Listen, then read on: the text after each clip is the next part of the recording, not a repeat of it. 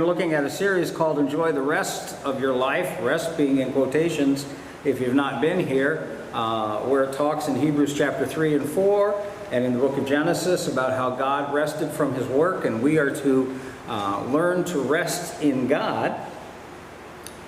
And that's mostly because we are a reflection of God's image. God made us with emotions. He made us with having anger and fear and all the good, healthy emotions. And as long as they don't get out of control, we're still reflecting God's image. He causes us to be able to reflect that image and causes us to rest in Him as we know Him through Jesus Christ. And so last week we started looking at the book of Ecclesiastes and how a restless man learns to rest. We did the first part of that last week. We're going to do part 2 today. And it's a summary of the book of Ecclesiastes in the Old Testament. Anybody know what Ecclesiastes means? Ecclesia is the Greek word for it. I'll give you a hint.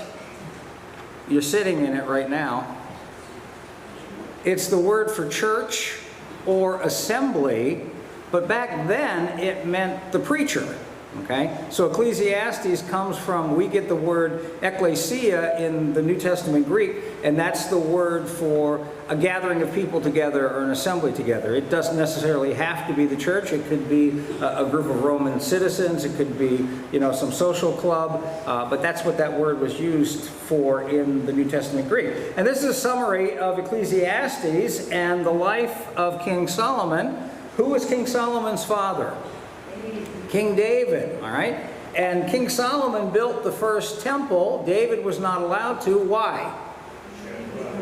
Because he was a man of war, and God, because he said he had blood on his hands, that God forbade him from building the temple, but it went to his son Solomon.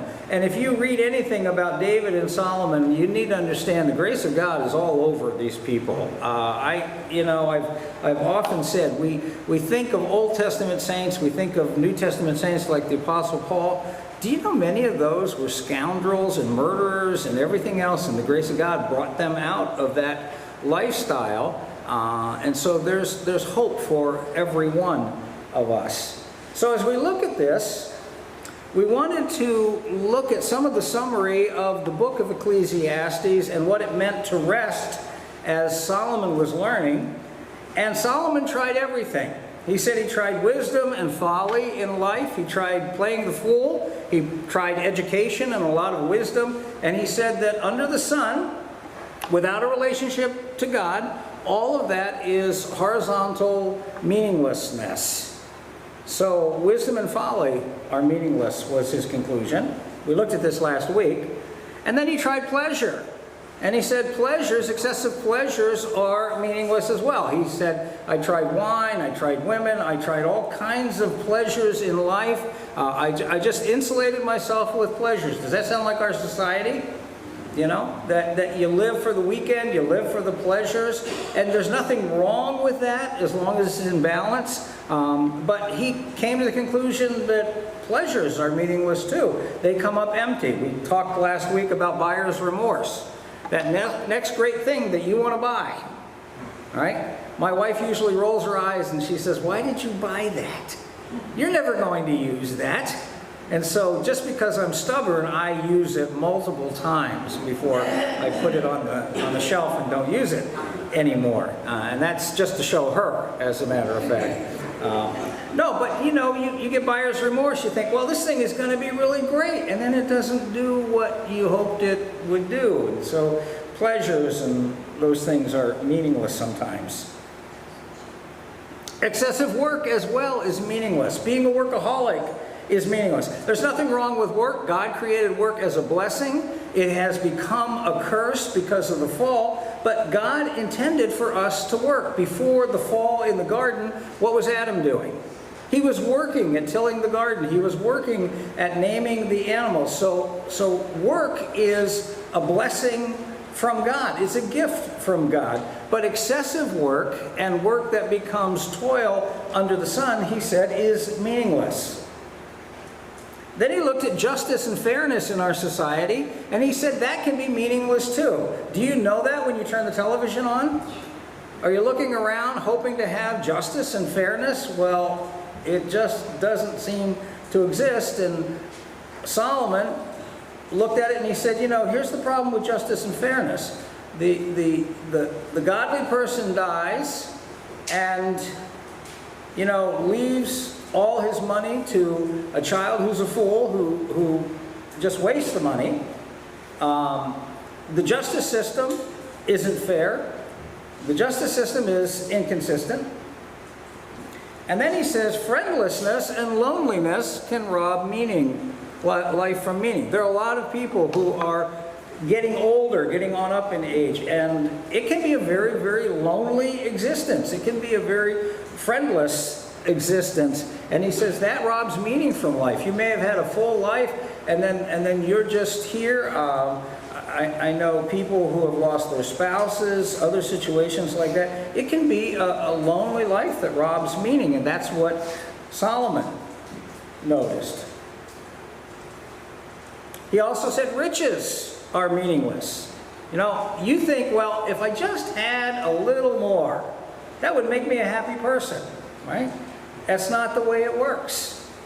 Happiness comes from being related to the Lord, whether you have riches or not. Now, you can say, well, boy, it's just easier if you have money, right? It's easier if you have a little extra in your pocket. And he's not denying that. But he says excessive riches, more than you need, end up causing your life to be empty.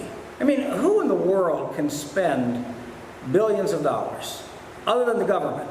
Okay? I mean, who I mean, and they are expert at it. But what individual really in a lifetime could spend several $billions? It's excessive.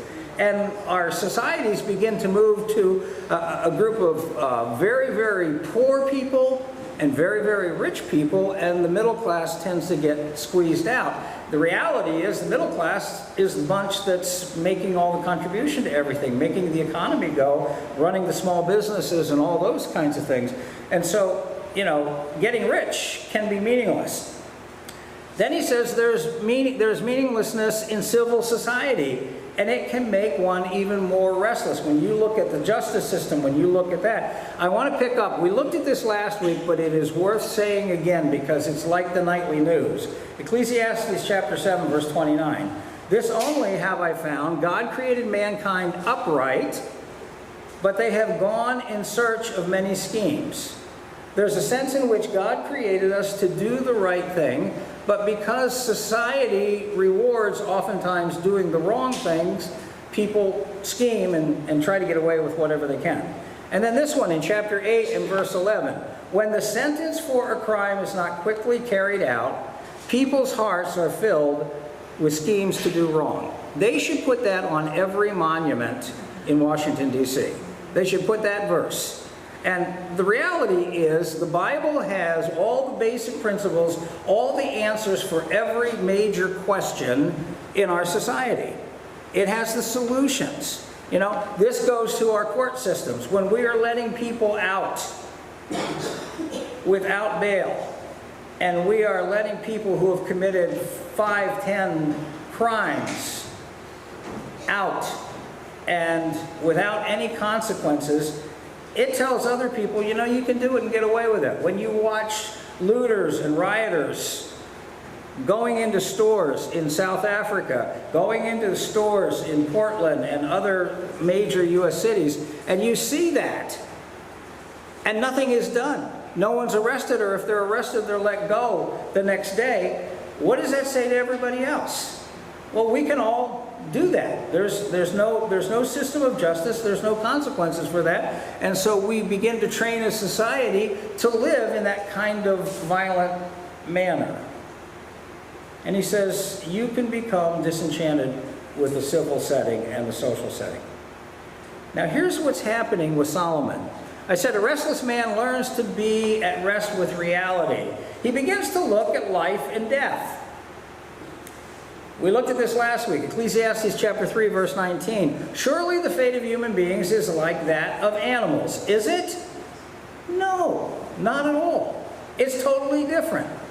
God created us with spirit, soul, with intellect, with the ability to think through things, and we're different. We are separated from the animals in that sense. Now, not everybody will believe that, but that's the reality.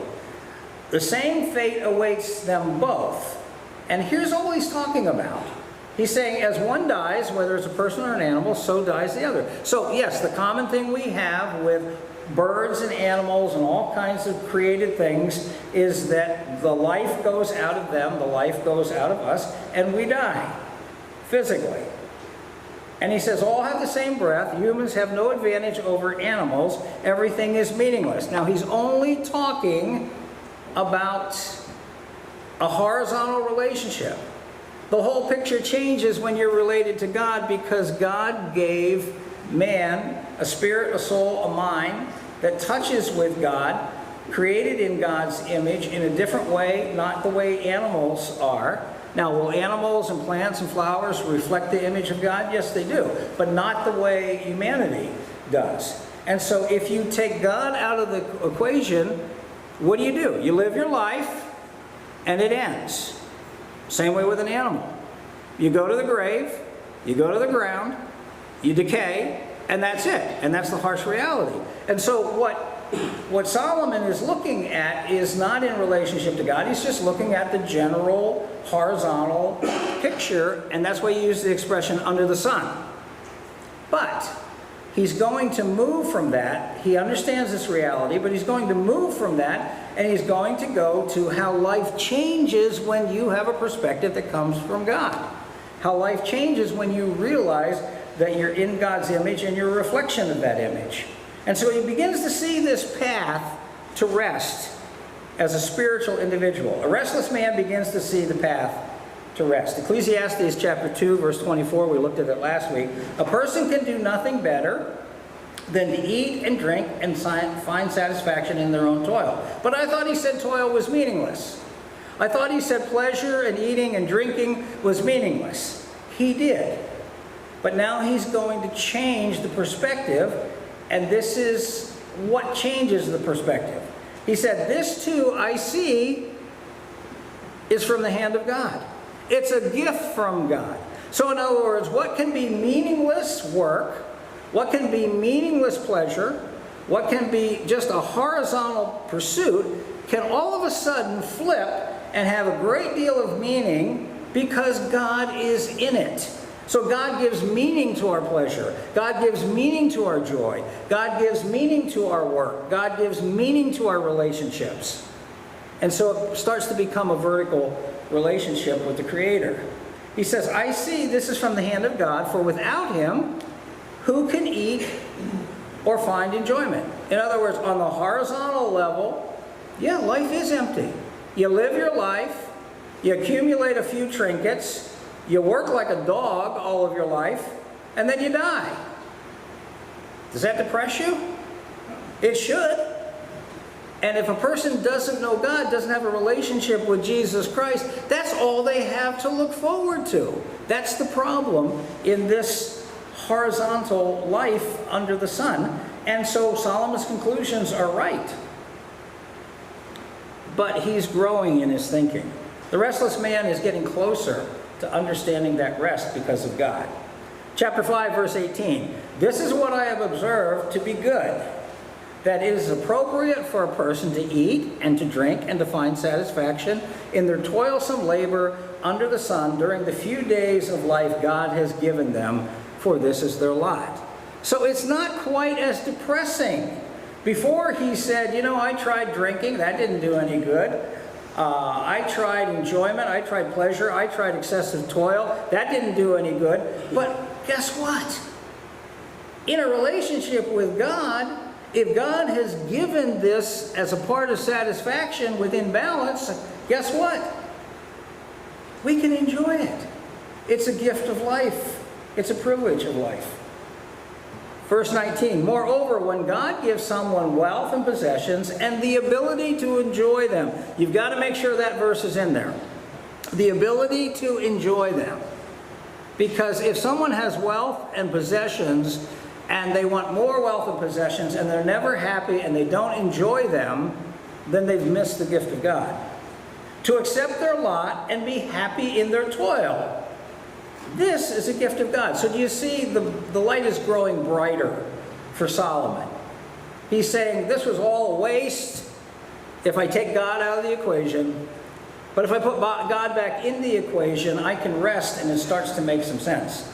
Verse 20, they seldom reflect on the days of their life because God keeps them occupied with the gladness of heart. Wouldn't you like to live a life that way? You're not introspecting so much. You're not scrutinizing life. You're not worried about, what you're worried about. You're not worried about all kinds of things, whether it's your job or your health or whatever. He says they seldom reflect on the days of their life. In other words, they speed by and it's really a good thing and it's been a happy life. And since I met Christ when I was 15 years of age, that's exactly how my life is described. Some ups and downs, some bumps. But I look at it, and I don't have many regrets. I don't reflect a lot on my life because God keeps me occupied with the gladness of heart that comes from Jesus Christ. And I hope that's the case for all of you, because that's the way God designed it. It is meaningless to be righteous. This was another one of his conclusion, but this restless man keeps on moving ahead.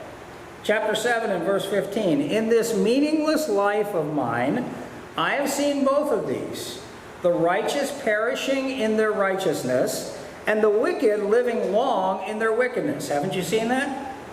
Why doesn't God deal with that person who is just mean all of their life and just selfish and self-centered and narcissistic? Why doesn't God deal with them? And why is it that a righteous person following God sometimes will have a short life? And he says none of this makes any sense. The wicked living long in their wickedness.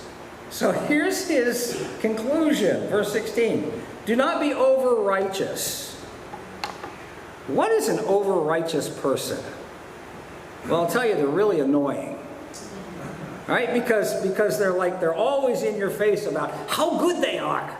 How wonderful they are. I mean, even if they know Christ as Savior, sometimes that's a badge that they wear, and you just want to walk away. Right? So he says, don't be overly righteous, and neither be otherwise. Why destroy yourself? He says, find the balance. Now, what he's saying here is, if the righteous perish, then you want to be balanced. And if the wicked live long, now he's not saying to go be wicked, but he says, don't be annoyingly over-righteous. That's really his point. Or be overwise. Don't let wisdom be the constant control of your life. Do something fun once in a while. Don't be so buttoned down that you can't laugh, you can't enjoy. And he says, why destroy yourself? Do not be over wicked, and do not be a fool. Why die before your time? So he's saying all of these things, and he's talking about our physical lives, all of these things, the way we live our life, the choices we make, affect our physical life and length of time on the earth. So if you live like a fool, you're probably going to shorten your life. Now, some of us in our teenage years were a little more foolish than we are now. We kind of wise up as the years go on. But he says, you know what? That will militate against your long life if you do some really, really stupid things. It is good to grasp the one and not let go of the other. You know what he's talking about here?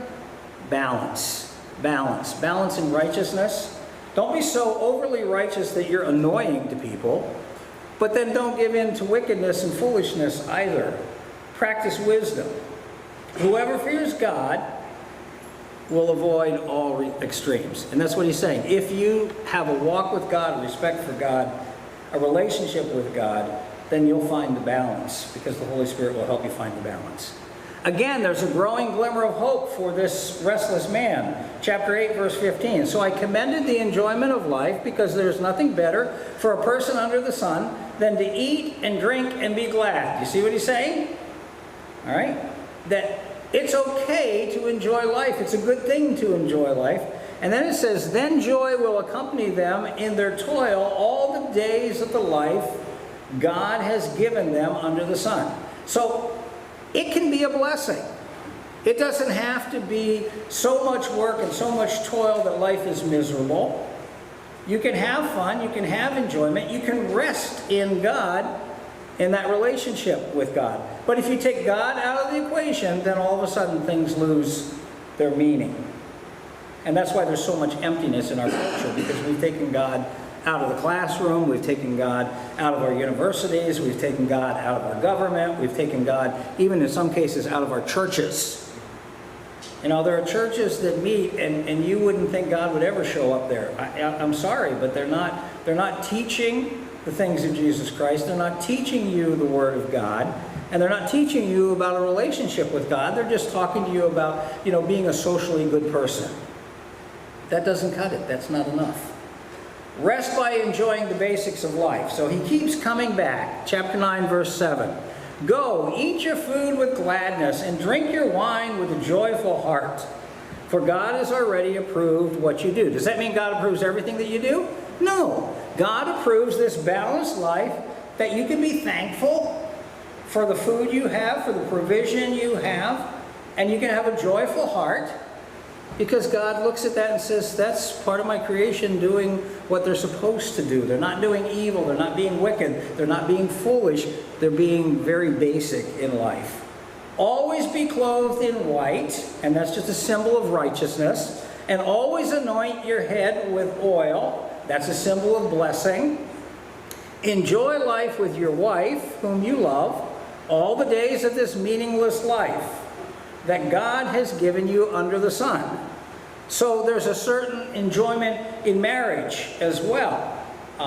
Even though family life can be hard, it can be meaningless without God, but he says, you know, you look at your life and you want to enjoy it. Or if you're not with a spouse, if you're alone, God still wants you to enjoy it because you're in a relationship with God. All your meaningless days, for this is your lot in life, and in your toilsome labor under the sun. Whatever your hand finds to do, do it with all your might. Don't do it half-heartedly. For in the realm of the dead, where you are going, there is neither working, nor planning, nor knowledge, nor wisdom. No agenda in the realm of the dead. Now, is he talking about the afterlife here? No. He's talking with God out of the picture, and basically he's saying, when you die, forget the afterlife. Just as an individual, there's no more activity. You don't plan, right? Are you planning to take things with you when you pass? No, nobody does that. Are you going to get there on the third day of my passing? I'm going to work on my planner and my agenda. Is that what you're going to do? No. No, he's saying the grave is just silent. Now, you may not like to hear that, but that's the way it is in our world. People go through this cycle. I did 2 funerals yesterday, and it's the first time I can remember doing 2 funerals on the same day. But we have a generation that's getting to that point, and I hear constant sadness and loss and health issues. It could really depress you. It could really get you down. Not to mention the fact that I'm standing here aging as we speak. You're not, but I am. And so I keep thinking to myself, you know, how am I going to be when I'm 80? I don't know. I hope healthy. But if not, that's okay too, because I have a relationship with the Lord. And what he's saying here, when you work at things, do it with all your might, because the grave ends everything. Now, he's going to talk in a moment about what's beyond the grave, and what's beyond the grave is a relationship with God where you will be doing all kinds of things, but he's not considering that at this point. He's talking about horizontal relationships. Chapter 11 and verse 9. He gives advice to the young. You who are young, be happy while you are young. Now, I don't know what the definition of young is there, whether you're talking teenagers, because I still feel very young. And let your heart give you joy in the days of your youth. Follow the ways of your heart and whatever your eyes see. Now, is that very good advice for youth? Doesn't sound like it, does it? Follow the ways of your heart. Oh, I don't know. You get youthful hearts and they kind of go the wrong way. And whatever your eyes see, right? That must be the motivation for the looters and the rioters. I don't know. But know that for all these things, God will bring you into judgment. What is he saying? He's saying, you get a choice. Enjoy your youth, but don't live like a fool. Because if you live like a fool, God is going to judge that. What he's talking about here is not afterlife judgment. That's a separate thing altogether. He's talking if you live like a fool, if you drive in a reckless way and get into an accident, you're going to shorten your life. And there are a lot of young people. Sabrina and I often rehearse. There were a number of young people in her high school and in my high school who didn't make it to their senior year because of automobile accidents, because of overdoses, because of drinking, because of other situations. Well, that's foolish, youthful living, and it's very, very sad. But he says, what you need to do is find the balance and be happy while you are young. Don't be overly burdened. Let your heart give you joy in the days of your youth. But know that if you follow the ways of your heart to the extreme, God's going to judge that if it's stupidity. So then, banish anxiety from your heart. He's talking to young people here, because young people are often very, very anxious about the future. Banish anxiety from your heart and cast off the troubles of your body, for youth and vigor are meaningless. Why? Because you grow old, right? You grow older. And so you need to learn to rest while balancing our youth. And it's a good advice to our young people. Bible Knowledge Commentary has this to say about that passage on youth. Solomon reiterated his advice to enjoy life, emphasizing that a person should do so in his youth. Elsewhere, Solomon had said that enjoying life consists of eating and drinking, wearing nice clothes, pleasant lotions, enjoying marital bliss, and finding satisfaction in one's work. That is true, even though it can be meaningless. Now Solomon encourages his readers to do whatever their hearts desired, follow the impulses of your heart and desires of your eyes. However, those desires should be tempered with an awareness that God will judge. We just said that. It continues, as previously noted, there is no reason to believe from either explicit or implicit arguments in this book that Solomon believed this judgment would take place in the afterlife. Now, he did believe in the afterlife. He was looking forward to the afterlife, but that's not what he's talking about right here. Instead, like other wisdom writers of his era, and this fits with Proverbs, it fits with Psalms, it fits with extra-biblical literature, poets outside of that, the Bible and other writings. Like the wisdom writers of his era, he emphasized the temporal judgment within a man's lifetime. This may even be indicated in chapter 11, verse 10, where Solomon said a person should banish anxiety from his heart, which we just read, which is psychological, and cast off the troubles of his body, which is physical, as you're growing older. Now here is the conclusion of everything in the book. If you were to read the book of Ecclesiastes, you should go to chapter 12 first and read it before you read anything else, because it will help you not to be depressed. It took me a while. I read through Ecclesiastes and I never found the key until I got to chapter 12. And I'm reading through Ecclesiastes as a young person. I was probably 27 at the time, and I'm reading through and I'm a little depressed, and I'm reading through Ecclesiastes and I'm like, this is making it worse, this is making it worse, why am I doing this?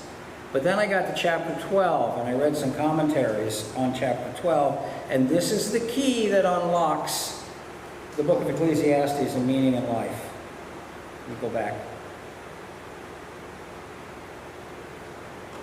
Chapter 12, verse 1. Here's what Solomon says. Remember your Creator in the days of your youth, before the days of trouble come and the years approach when you say, I find no pleasure in them. If you read the beginning of chapter 12, it is a beautiful, poetic writing about old age. You may not want to read it, but it talks about when the windows grow dim. You know what that is? It's the eyes. Can't see where. When old people are awakened by the chirp of a bird early in the morning because they sleep so lightly and just a bird wakes them up. It goes on and it talks about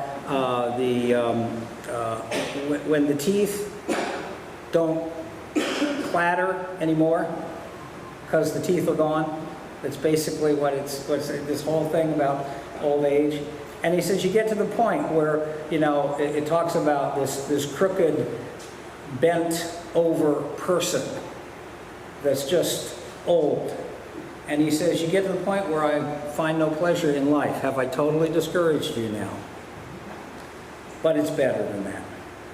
This restless man finally rests in God, and that's the whole point of this message. Chapter 12, verse 9. Not only was the teacher wise, this is what you need to read before you read anything else in the book of Ecclesiastes, but he also imparted knowledge to the people. He pondered and searched out and set in order many proverbs. Solomon wrote proverbs as well. The teacher searched to find just the right words, and what he wrote was upright and true. Of course, because it's the Word of God. And here's his conclusion. The words of the wise are like goads, their collected sayings like firmly embedded nails given by one shepherd. Who's the shepherd? God. What are goads? Are goads pleasant? Any of you ever heard oxen or cows? What do you do with a goad? You prod. It's a pointed stick, basically. And so what he's saying is, as you're moving through life from youth to old age, God's got a pointed stick, and he keeps jabbing you with it because he wants you to go this way and not this way. And it may not be pleasant because goads aren't pleasant, but they get the job done.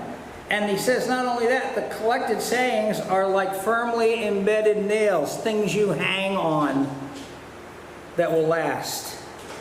And they're all given by one shepherd, God. Be warned, my son, of anything in addition to them. There's a whole bunch of philosophies out there in addition to what the Bible philosophy is. And it's not one of many ways. It's the Bible's way. And if other stuff fits in, that's the way God designed it because he revealed himself to us. Of making of many books, there is no end. Everybody is publishing books today. Except Pastor Terry. I'm so busy, I wouldn't have time to write a book. I'd love to write a book, but I'm just there's too many other things in life. But he says we're going to get to the point that everybody is publishing a book. I mean, you know, Governor Cuomo has published a book. Yeah, Hunter Biden has published. I mean, you just go down the list of all the people, you know, and it's crazy. And much study wearies the body. We used to quote this one in seminary all the time. When you'd have to read Greek and Latin and other things, we just say, okay, this is my Bible verse. Much study wearies the body, so I can take a break. Right? But that's the reality of it. Nothing wrong with study. Now, all has been heard. Here's the conclusion of the matter.